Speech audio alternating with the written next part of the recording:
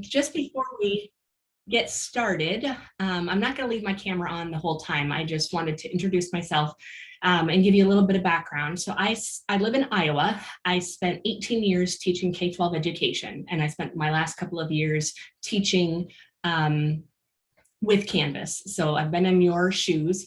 I didn't get a lot of training, just kind of had to learn it. And then I started working part-time for Instructure as a trainer. So I learned kind of my Canvas skills that way. And then in 2018, I started working for a college in Northern Virginia.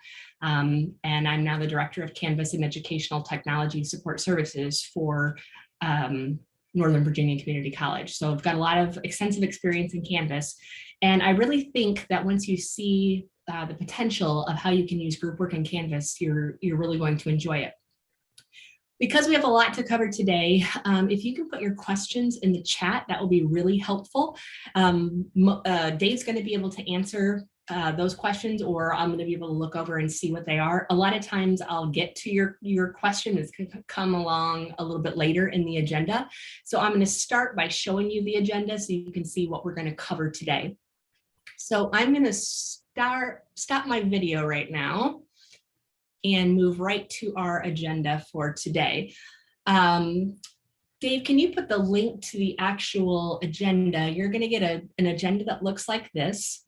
And here on this agenda, you're going to have some links to some Canvas guides. So these things that I talked to you about today, each of these is a hyperlink to a guide that will go over more in depth, a Canvas guide of the things that we'll talk about today. So let's look at our agenda. We're going to start by talking about group sets and groups. So how you would create those group sets, how you look at the group details and how you can modify those groups, how you can visit a group space as a teacher. Well, then we'll look at creating group work, how you can create group assignments, group discussions, how you can grade group work. And then we'll look at it from a student perspective. Because that's one thing that is difficult for you to do. There's not a student view in Canvas for you to try it out. So I'm going to show you what it looks like in a student view, how a student joins a group, how they work in a group space, and how they submit group work. So I'm going to jump right over to one of my Canvas courses. When you create a group set, there's only one place that you can do that at, and that is from your course navigation bar from the People tab. Now, I like to keep the People tab disabled because I don't have a reason for my students to see it. Really, all that they see is a listing of all the students in my class. And so I don't think that's a necessary navigation for them. So I keep it hidden, but I still have access as the instructor. But when you select the People tab, the first thing that you'll see is a listing of all the students in your class and some information about them. And if it's the first time you've ever been here, you're going to see a tab that just says Project Groups. That just means that you haven't ever used a group before. I renamed mine Country Culture Groups. But over on the right-hand side is where you have the ability to create a group set. Now think of a group set like an umbrella. So this is not individual groups, but it's whatever your project is. So maybe this is a study group. Maybe these are book groups. Maybe these are discussion groups. So maybe I want to do this, maybe I want to have this group set called project groups.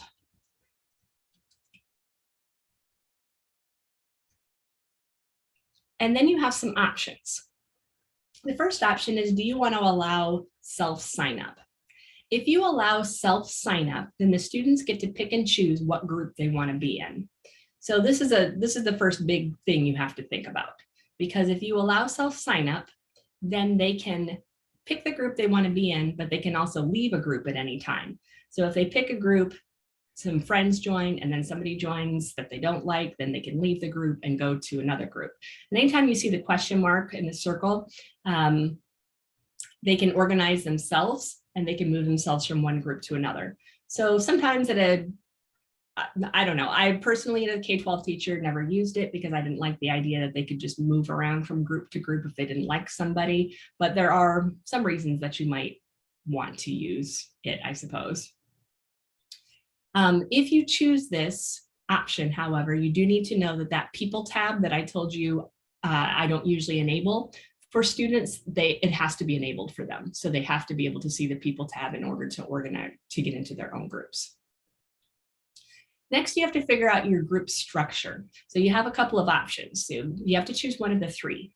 You can either have Canvas randomly split them into a certain number of groups. You can have Canvas randomly split them into groups with a certain number of students per group, or you can manually create the groups later. Now, having said that, in any of these options, you still have the ability to move students around. So even if I have Canvas randomly split these students into groups, if I don't like the group that they're in, or I want to make changes, I can still move them. So I'm going to split them, have Canvas do the work and split them into groups, and I'm going to have them split into 3 groups, but I'll show you that I can still move them if I want to do that.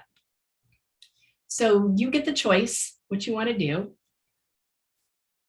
And then once you split them into groups, there's a leadership that comes up.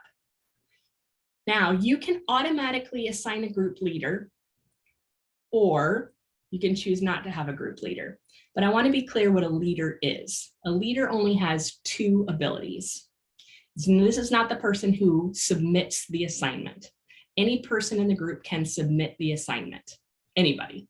The leader has 2 abilities. The first is they can rename the group. So you as the teacher can give the group a name, and the leader can give the group a name. And the leader can also kick somebody out of the group. And that's it. That's all they can do. So I personally don't like to have a group leader, and the group leader doesn't even know really that they're a group leader. They don't get, you know, an email, a surprise, a crown, anything like that. They're not told that they're a group leader. The only reason they would know that is if they tried to kick somebody out, or they had an edit button by the name of the group. So I'll show you what it looks like. It can be the first student to join, which doesn't make sense when I'm doing random group structure or random student. I personally don't use this. I just like to tell a student maybe you're the one who's the leader of the group, because I don't think that that's necessary, but I'll show you what it looks like anyway. And you select save. So Canvas is randomly creating my groups now, and because I call these project groups, I have project group 1, 2, and 3. You're going to see these little people's names with the little guy next to them, and that's because those are the group leaders, the random group leaders.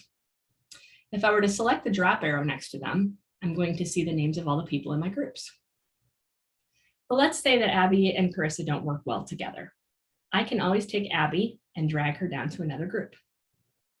And then maybe I want to pick up Nicholas and move him to this group.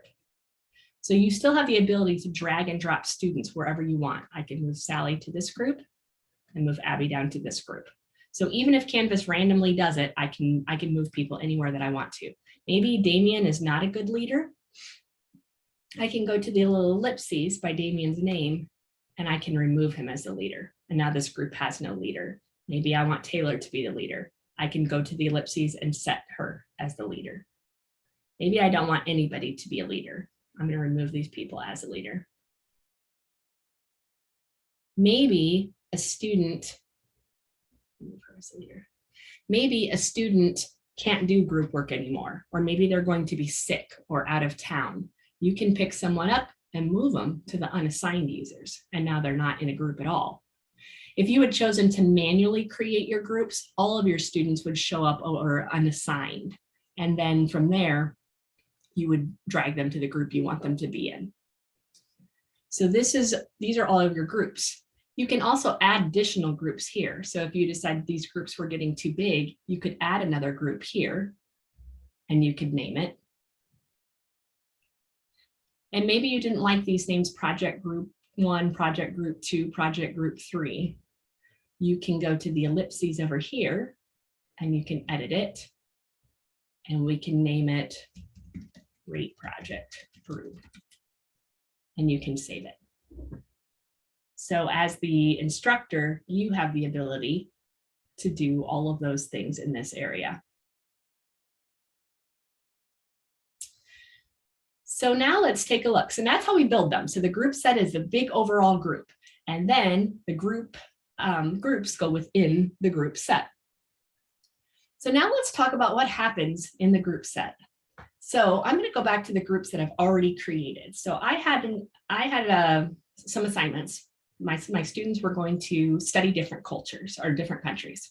And so I created these country culture groups and I renamed them. I renamed them myself, China, France, and Spain. I had group leaders. So here are my students that are in this class. And so I want to see what they're doing. So a group space is it's like a Canvas course inside a course, but I want to visit and see what they're doing. So this little ellipses that's next to the end of the group set.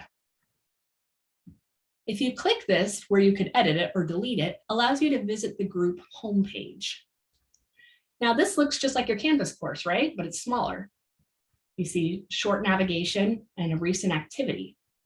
This is what the students have as a group space. So this is where they're working, but you have the ability to visit it. So let's talk about what they see over here. So there's the home page, and you can see we've had some recent activity come up. This student happens to be the leader, you're the teacher, so you have the ability to edit the group.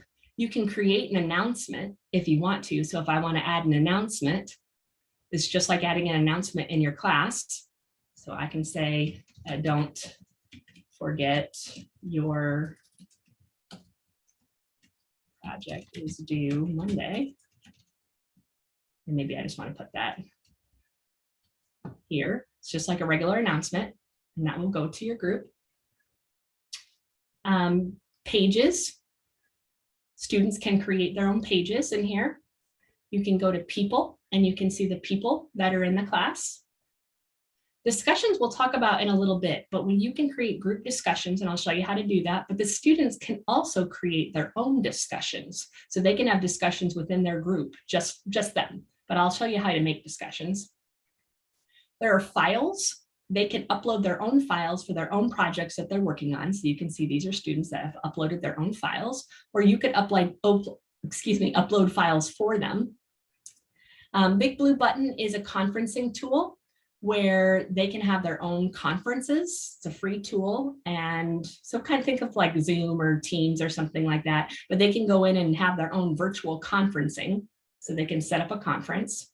And then collaborations, they can add a collaboration, which could be Google or Office 365, depending on what your school has. And they could have a collaborative document where you have access to it too. And so you could get into it. I don't know, it's going to let me log in. Probably won't let me log in here.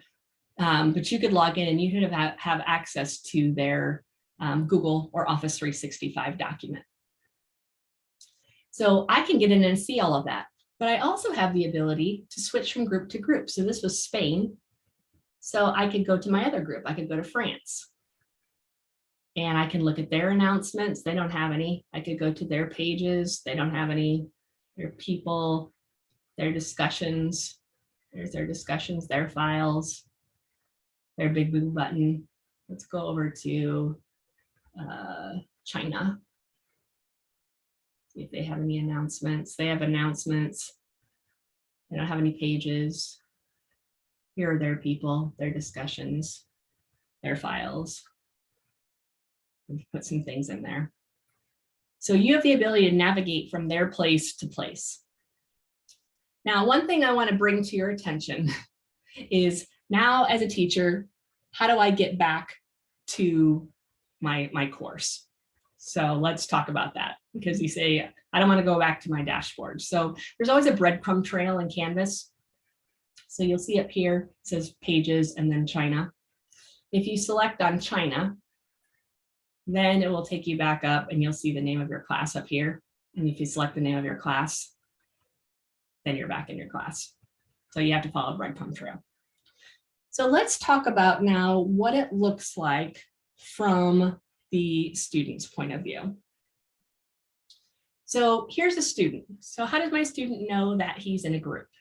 Well, first of all, he's going to get an invite notification that says your teacher put you in a group. So this is Nicholas, and he got put in a group called Spain. So he got an email invitation.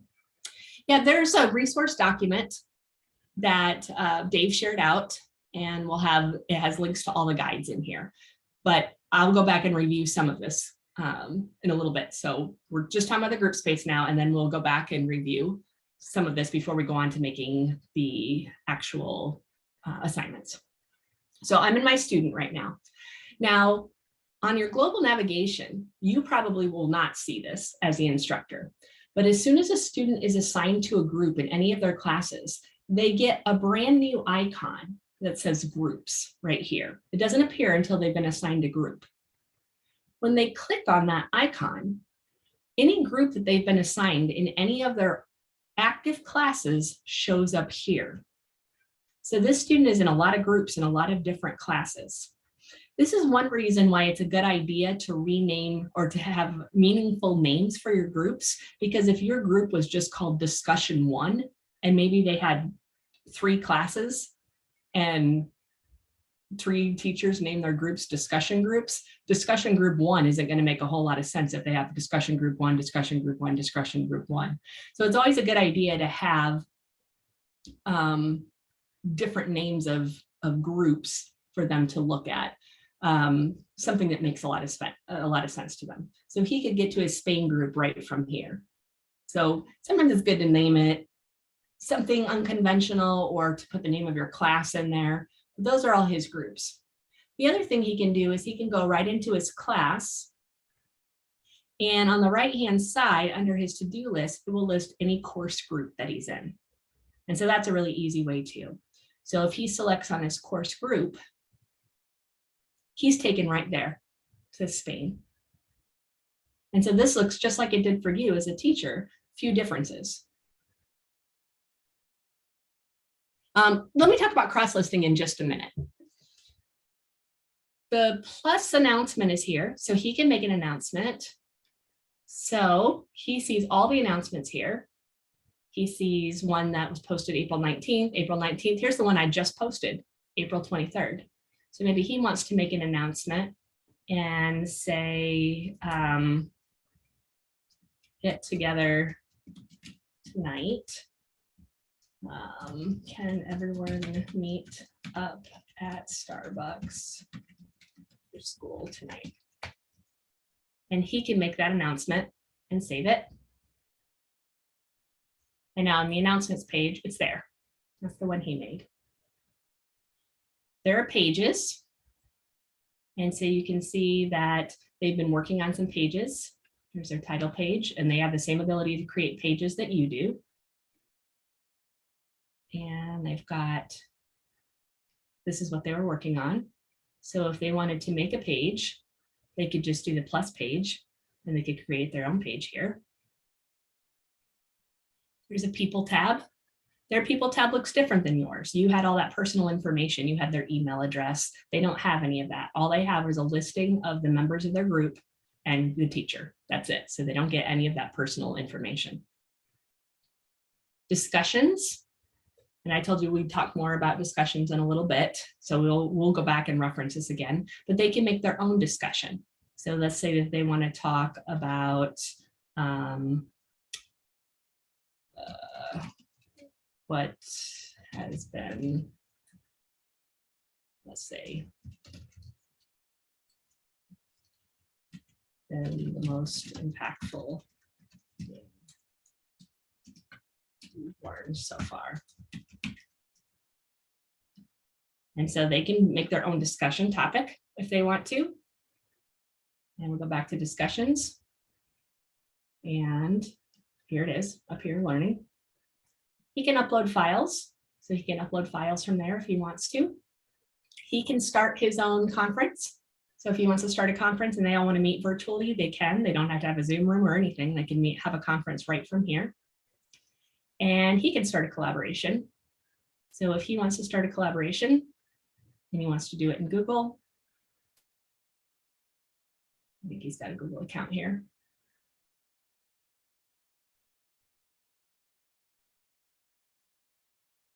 He can take his 2 group members and then he can, let's make a brainstorming, and submit.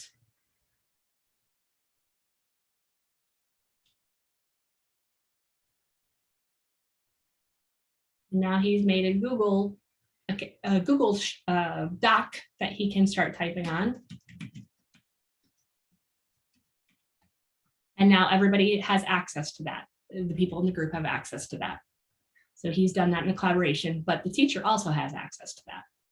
So those are all on there. So only the 3 people in that group and the teacher have access to that. So let's take a look at what it looks like now that he's done those things for somebody else that's in that same group. So here's another girl, she's in that same group. She's going to go into her social studies class. And she's going to go to Spain. She's going to click on announcements, and look, she sees that get together tonight that he just posted. She's going to go to discussions. She can see that learning one that he just posted on top of everything else. She can go to that collaborations. And she can go, I don't know which one I just did.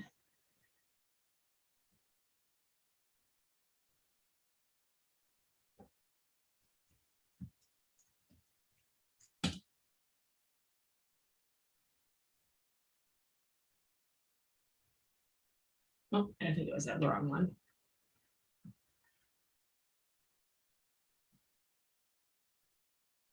And there's that. So they have access to all of those same things. She sees him on the document. So it's just a nice, safe place for all of them to work and for you to see what they're doing. So it's like a Canvas course within a course. So let me go back and answer the question about cross-listing. So as the teacher, when you are building your group set, let me delete this group and do it again. When you build your group set,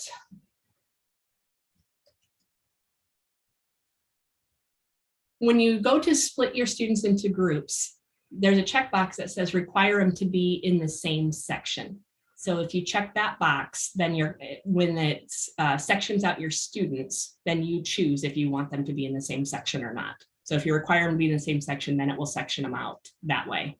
If you don't, then it just puts them all together. Does that answer your question? Perfect. Perfect. Okay, so we've talked now about how to create the group sets, how to create the groups and modify them within it, how to do the editing, moving students around, student leaders, visit the group space, all of the things that are in the group space, what it looks like from the teacher and what it looks like from the student perspective.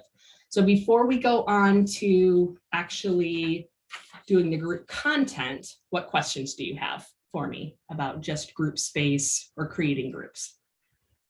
Anything that I can answer about that so far, anything that was confusing? Yep, we haven't gotten to grading because we haven't made any group content yet. So grading's coming up.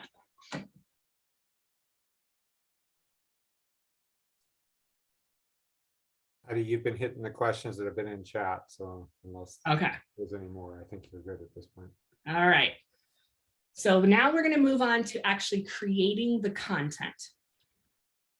So I'm going to go into my modules. And so I'm going to show you an assignment that I already started. So here's an assignment, and this is one I actually gave my students when I was teaching. They wanted to make a country for me. So they made a country called the People's Republic of Hydonia. And when you create this assignment, you create it like a regular assignment where you edit and you have your points in your assignment group. And I made this a file upload. I wanted them to upload a file. And however many submission attempts I wanted. This is a group assignment, peer review, this is a group assignment. So this is what I want. I want this to be a group assignment. When I choose this, I have a choice to assign grades to each student individually or not. So let me talk to you with the difference between the two of them. If you don't check this box, that means I grade the submission and whatever grade I give them goes to everybody. So if it's 100 points and I give that submission 88, all 3 students in the class get an 88. And if I change it to a 90, all 3 students get a 90. If you choose to assign the grades to each student individually, that means one of them could get a 90, one of them could get an 88, one of them could get a 76. So it takes more work on your part to grade them individually. But it depends on what your purpose is. If you're giving like different grades based on participation or effort, something like that. I'm not going to assign them to each student individually because I want to show you what it looks like when you just do a group grade. Now you have to select a new group category. So you have to select from what you already have in there. So I'm going to put that in that country culture groups that they're already in. So I'm going to choose country culture groups because this is a country project. And if you haven't made the group yet, which I suggest you make ahead of time, you can create a new group category from here if you wanted to. And then everything else is exactly the same that you do. So the only thing that you're doing is setting a group assignment, making that decision if you want everybody to have the same grade or not, choosing the group set. That's it. And I'm going to save that. So now let me show you an assignment where students have actually submitted.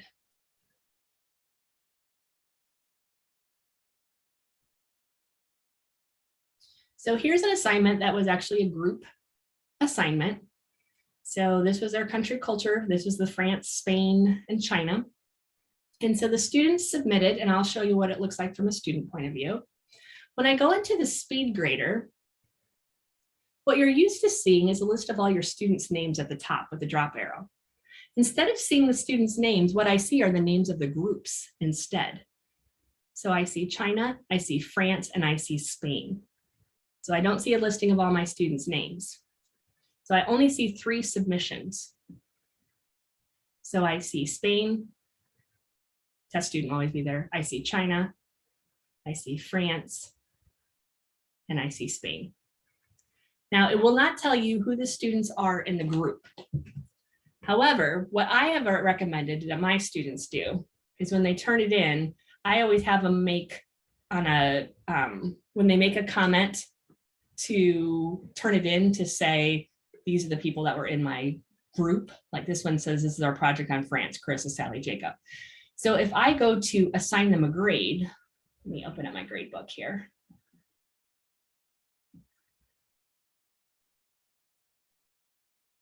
You can see here, here it is, it's this one right here. These students got a 92%. I think I gave everybody a 92. So let's say France, we're going to give France a 95%. Now in the grade book, let's refresh. 95, 95, 95. So those 3 students got a 95. So those are the students that are in Carissa, Sally, and Jacob are in that group. Now let's give Spain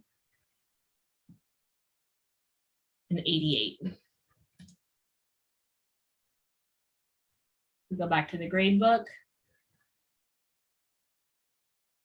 Here's an 88, an 88, and an 88. So what would happen if I attempted to change one of those? So if I attempted to change Alice's grade, so Alice is the same as Nicholas and Catherine. If I attempted to change Alice's grade to a 91, it changed Nicholas's and Catherine's. So you can't just change one student's grade at all. So it doesn't work that way. So let's go back actually, because now I do want to show you if you grade one student at a time, what that, well, I'll show that to you in a minute. So just know that the grade will stick for everybody and there's no way to change that. There's no way to give them individual grades if you make that choice. Also, if you leave a comment for them, so let's see what group Nicholas James is in. He's in Spain. All right, if you leave a comment for them,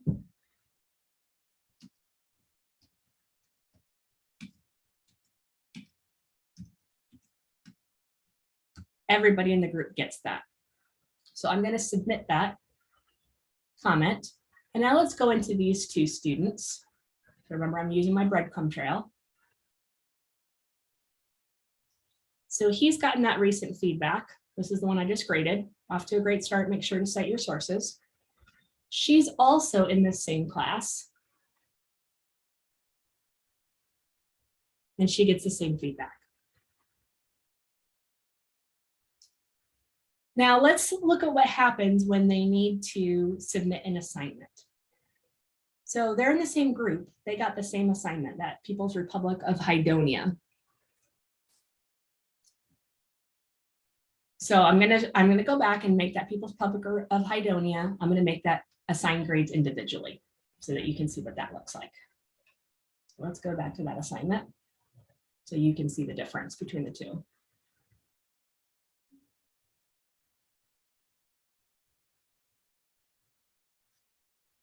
It's not as clean looking. All right, I'm gonna assign grades to each student individually and save. Okay, so we're gonna have Nicholas go in. Remember, there's 3 people in his group. And he is going to find his file.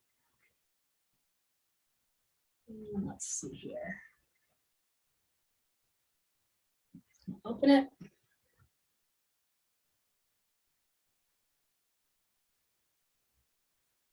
And submit it. So he's submitting that on behalf of his whole group, so the other people in his group. So now that he has submitted that PowerPoint, if the other girl in his group tries to go in and submit it, and she clicks on it, it's going to say it was already submitted. So if he didn't tell her he submitted it, they needed to discuss it between themselves. It says it was already submitted.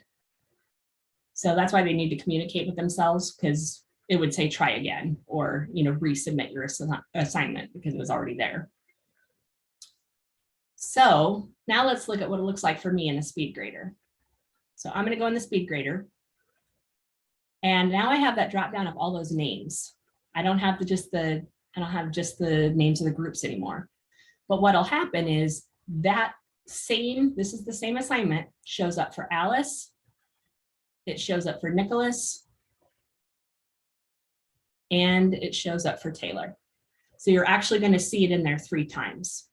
So each of the students, that same assignment will show up in there 3 times. But now what I can do is I can give Alice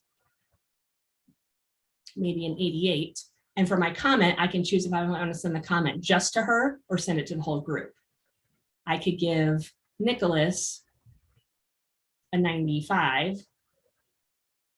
And I could give Taylor 97. And again, you can choose to send the comment to the student or the whole group. So it's just a choice you have to make if you are giving the same grade to everybody or you want to do it individually.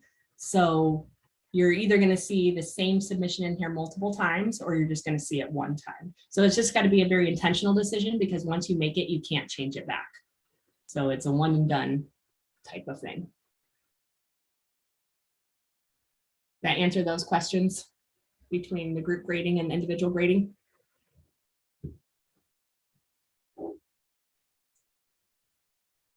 So it does have to be done before any submissions are made. Heidi, I think you've hit those. So. We got them. All right. So let's now talk about group discussions, because these work a little differently. So when you create a discussion,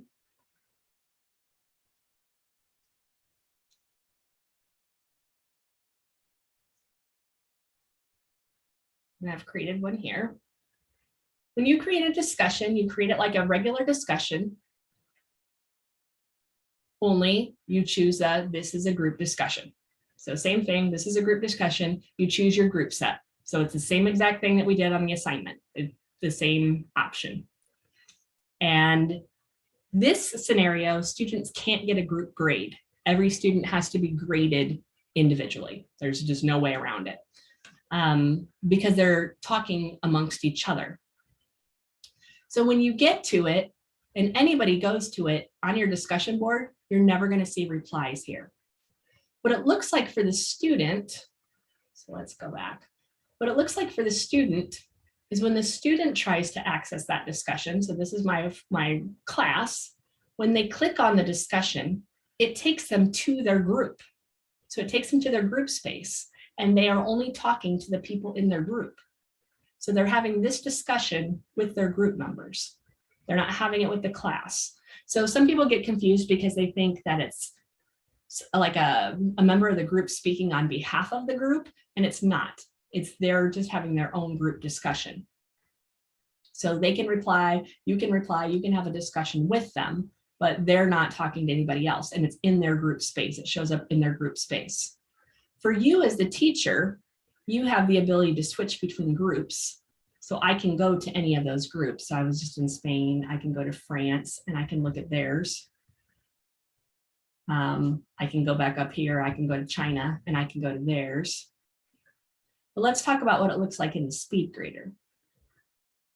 So if I want to go back, let's go back to my class, go back to the discussion. I'm going to grab that discussion and I'm going to open it in the speed grader. Every student is going to show up individually in the speed grader because everybody gets their own grade. So I'm going to just be able to see Abby's, but I want to see it in the context of her whole discussion. So I can view the full group discussion here. And it takes their group space right here. So then I can view that whole discussion and I can give her a grade. So I'm going to give her a grade 9 out of 10 after I've looked at it. And then maybe I want to go to the next student, Damien. I want to view the full group discussion there. And so then you don't have to go back out to the group space. So you can view the whole thing. It's going to take you through. And maybe I want to give him a 9 also. And then I can go to the next student. So you never have to leave that area. You can just stay in the speed grader and view the whole group discussion from there. So they are always given individual grades, but they're always in their group space to do that area.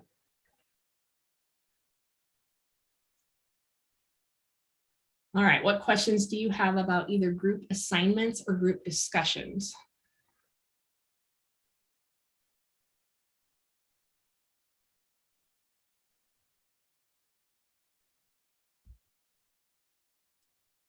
There's none in the chat at the moment, Heidi. My gosh, you guys are a quiet group today. I think, because this is about most of the session. The only other thing I was going to show you are collaborations. Collaborations are something that you can use in your class if you're using Google or Office 365. And it's basically like a shared Google or Office 365 presentation. Yes, this is being recorded, where you can create a collaborative document or PowerPoint or spreadsheet that you are essentially the owner of, and then students can collaborate on it. So for example, if I create, it's not gonna let me do it here. I don't want to do it on this one. You can create a collaboration. Let me try it over here.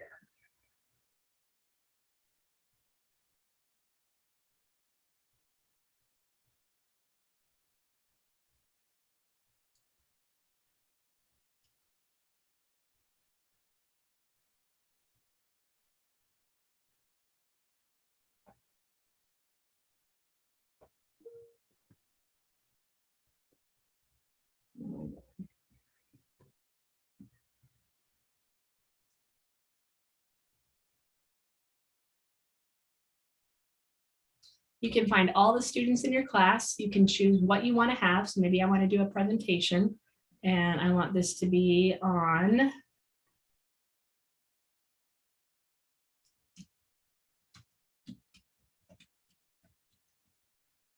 and you can pick and choose who you want to be on this collaboration. You can choose certain students, you could choose the whole class if you wanted to.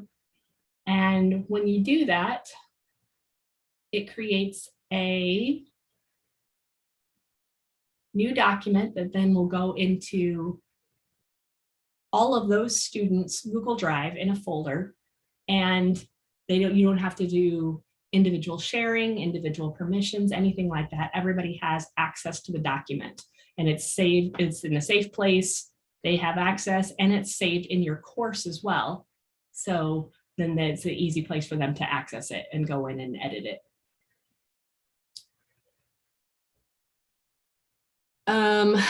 Let's see, how do students access the group assignments? So I just put mine in a module. So just put it like any other assignment. So I just put assignment in here, and all they do is just access it like they would any other assignment. So let me go back to my student. Get back to their class. They went to modules, and they just access it. Whatever they're doing, they access it right through the modules. For students, there is in the Canvas guides, let me find you. Let me grab you the Canvas student guide on groups.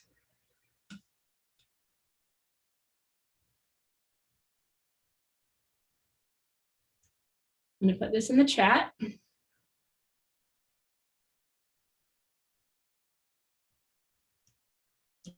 So let me bring over on the screen what I'm showing right now. So Canvas has guides for everything you can possibly think of, but for students, there's a whole section on people and groups. And so it will show how do I view my groups in a course? How do I view my Canvas groups? How do I upload a file to a group, start a collaboration, create a discussion? So there's a lot in there about groups. The main thing that I would tell them if I were you is they can go to this groups area, and they can just choose the name of the group, and that takes them directly into the group. And then that's basically all they have to do, is know how to click on the group, or that they can go to their class and the group is over here under course groups. That's the simplest way. Just go to the name of the class and go to course groups. They also get an email notification that says your teacher assigned you to a group. So they don't need a lot. They figure it out pretty easily. And just know that you can't use the student view, the test student view, to try anything out on your own. And the only way you would ever see the group's navigation over here is if you were added as a faculty member to a group for professional development or something like that. So it's something that you wouldn't see on your end, which is why I needed to demo it as a test student.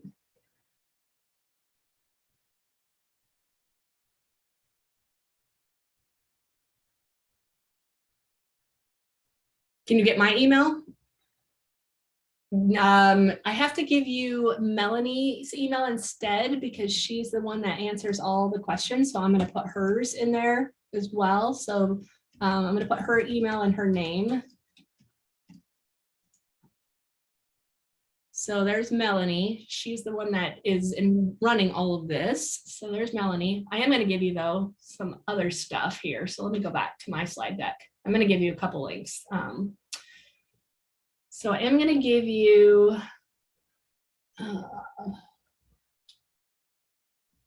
a link to my survey, though. I know you got a link to the one that Dave just gave you, but this one is specific for me as a trainer. And if you wouldn't mind taking that one, that would be very helpful to me. Just to say how I did on your training today. It doesn't take very long to do. That would be helpful. I hope that you were able to get some good information out of this session. I found group work to be amazing with my students. So I really enjoyed using it, and my students did too. And I think just having the ability to have a group space to work, that you then have a shared place, shared repository for all of their materials, and also one that you have access to is really important, so that you can go in and monitor and leave announcements and check on their discussions. Dave, anything else?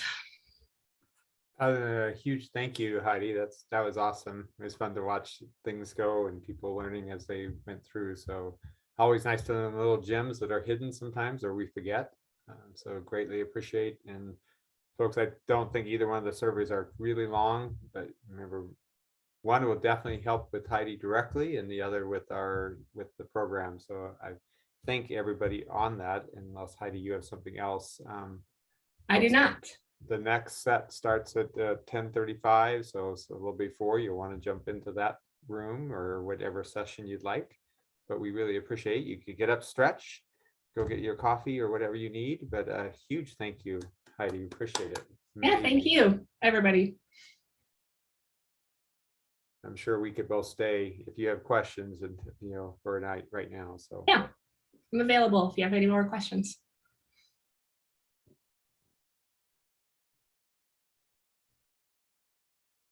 Great job, Heidi. That was awesome. Thanks.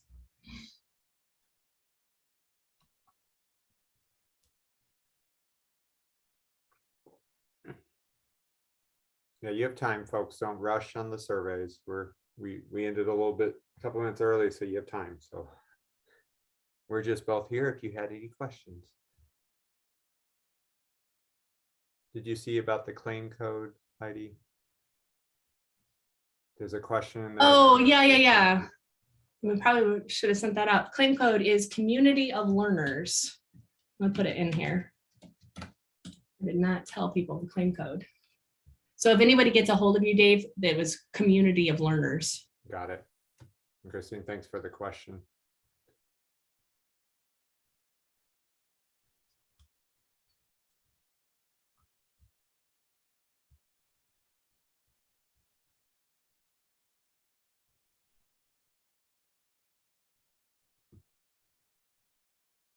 Very welcome.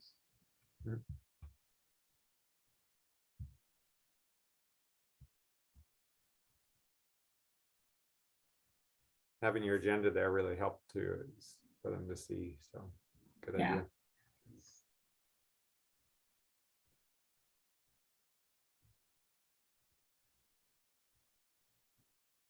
I really like group work. I think it's a great feature in Canvas. Yeah. It's fun to see like the little pieces as you go through and you're like, oh yeah, I forgot about that. Mm-hmm.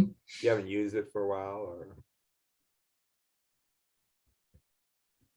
appreciate their questions that helped kind of almost pace things along. So yeah, I did. They were good questions. mm-hmm.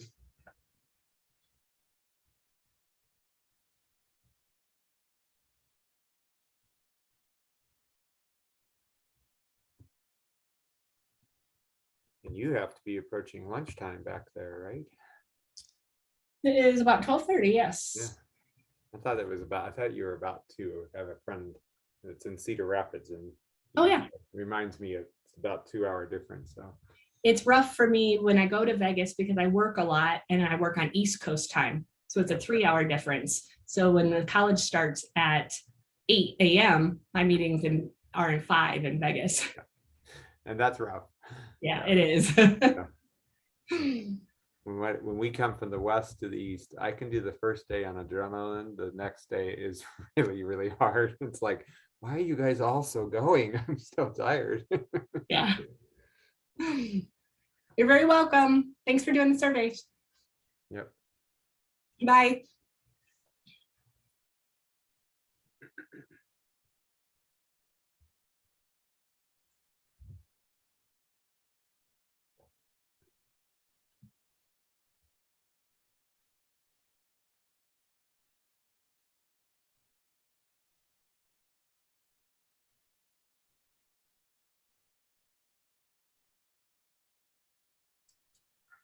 Stop that.